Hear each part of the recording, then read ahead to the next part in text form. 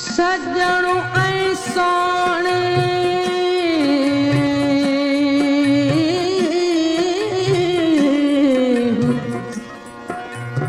सजणो ऐं सोणे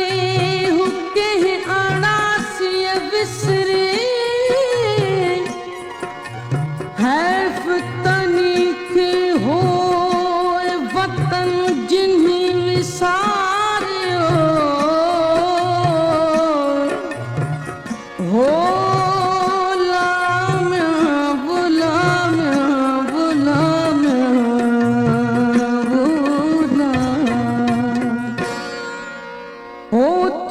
सिंधु वजा वारिस सिंधुअ खे बचायो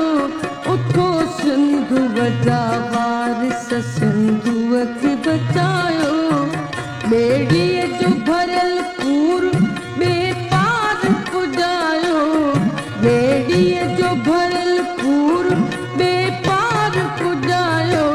उठो सिंधु वजा वारिस सिंधुअ खे बचायो उठो सिंधु वजा वारिस सिंधुअ खे बचायो ॿेड़ीअ जो भरियल पूर बेपार पुॼायो ॿेड़ीअ जो भरियल पूर बेपार पुॼायो उठो सिंधु वजा वारिस सिंधुअ खे बचायो उठो सिंधु वजा वारिस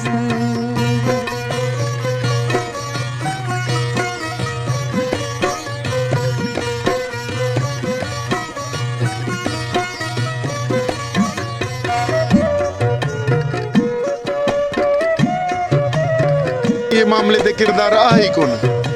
छो त विकिरो उन्हनि कयो आहे उन्हनि जे सदर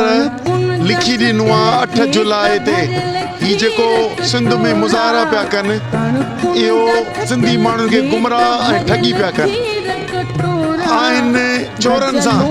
ऐं अचनि था त भाॼियुनि सां गॾु आहियूं उन करे उहो त 2 नंबर आहे पर अॼु खां जुदोजहद न आहे ई पोयनि 8 महीननि खां वठी मुसलसल सिंध जो माण्हू जदोजहद पियो करे सिंध हुकूमत या असांजा सदर या असांजा MP MLA सभु भाड़िया थी पिया आहिनि तॾहिं ई पिया माण्हू रोडनि ते आहिनि पर माण्हुनि जी ही जेको सिंध दोस्ती ऐं सिंधु दरिया बचाइण लाइ जेका जदोजहद आहे उहा उत्साहींदड़ आहे इंशाअल्लाह हुननि चोर ऐं भाॻे खे सुञातो आहे उन करे हिननि पीपलनि जे इन ग़लति फ़ैसिले खे रद्द कयो आहे छो त हू मोहबत था कनि पंहिंजे धरती इन खां सिंधु नदीअ खां सवाइ हू हुननि जीअण ॾिठो ई कोन्हे हुननि जे नसुलनि उन करे इहो कंहिं बि सूरत ते असीं चवंदासूं